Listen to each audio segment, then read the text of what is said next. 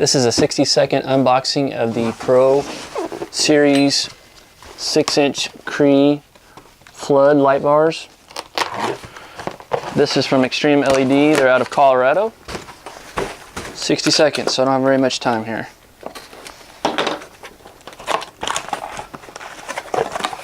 Open it up. It's got some hardware in there. Real quick, we'll do a real quick test to see if this is steel or stainless steel.